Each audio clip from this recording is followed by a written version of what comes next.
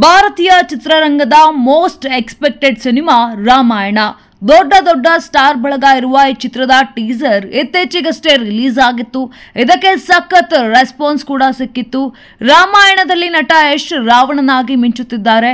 ಇದರ ಮೊದಲ poster release ಆಗಿತ್ತು. ಯಶ್ ಅಭಿಮಾನಿಗಳಂತೂ ಸಖತ್ ಥ್ರಿಲ್ ಆಗಿದ್ದರು. ಈ ಸಿನಿಮಾ 2 ಪಾರ್ಟ್ಗಳಲ್ಲಿ ಮೂಡಿ ಬರ್ತಿದೆ.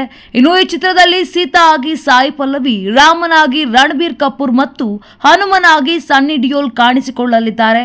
ಈ ಚಿತ್ರಕ್ಕೆ AR ರೆಹಮಾನ್ ಮತ್ತು ಆನ್ಸ್ ಜಿಮ್ಮರ್ ಮ್ಯೂಸಿಕ್ ನೀಡಿದ್ದು, ನಿತೀಶ್ ತಿವಾರಿ ಆಕ್ಷನ್ ಕಟ್ ಹೇಳಿದ್ದಾರೆ. ಸಿನಿಮಾ ಅಭಿಮಾನಿಗಳಂತೂ, ಅದರಲ್ಲೂ ಯಶ್ ಫ್ಯಾನ್ಸ್ ಅಂತೂ ಕಾದು ಕುಳಿತಿದ್ದಾರೆ. ಇದೆಲ್ಲವೂ ಒಂದು ಕಡೆಯಾದ್ರೆ ಈಗ ರಣಬೀರ್ ಕಪೂರ್ ಸಂಕಷ್ಟ ಎದುರಾಗಿದೆ. ಇಂಟ್ರೊಡಕ್ಷನ್ ವಿಡಿಯೋ ಹಾಗೂ ಪೋಸ್ಟರ್ ರಿಲೀಸ್ ಆದ್ಮೇಲೆ ರಣಬೀರ್ ಸಾಕಷ್ಟು ಟ್ರೋಲ್ ಆಗ್ತಾ ಇದ್ದಾರೆ. ಹೌದು, ರಾಮಾಯಣ ಚಿತ್ರದಲ್ಲಿ ರಣಬೀರ್ ಕಪೂರ್ ಅವರು ರಾಮನ ಪಾತ್ರವನ್ನ ಮಾಡ್ತಿರುವುದು ಎಲ್ಲರಿಗೂ ಗೊತ್ತೇ ಇದೆ.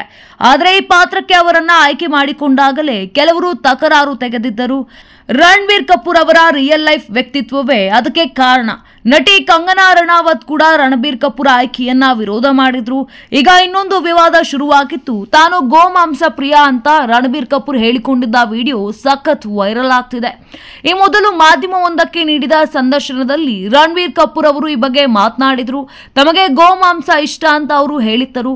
ಈಗ ಈ ವಿಡಿಯೋ ಮತ್ತೆ ವೈರಲ್ ಆಗ್ತಾ ಇದೆ. ಅದನ್ನ ಇಟ್ಟುಕೊಂಡು ನೆಟ್ಟಿಗರು ಟೀಕೆ ಮಾಡ್ತಿದ್ದಾರೆ. ಈ ವಿಷಯಕ್ಕೆ ಸಂಬಂಧಪಟ್ಟಂತೆ ಪರೋ ವಿರೋಧದ ಚರ್ಚೆ ಶುರುವಾಗಿದೆ. ಗೋಮಾಂಸ ತಿನ್ನುವ ನಟನಿಂದ ರಾಮನ ಪಾತ್ರ ಮಾಡಿಸುವುದು ಎಷ್ಟು ಸರಿ?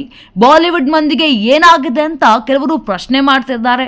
ಇನ್ನು ಈ ವಿವಾದ ಕುರಿತು ಗಾಯಕಿ ಚಿನ್ಮಯಿ ಶ್ರೀಪಾದ್ ಅವರು ರಣಬೀರ್ ಕಪೂರ್ ಪರವಾಗಿ ಪೋಸ್ಟ್ ಮಾಡಿದ್ದಾರೆ.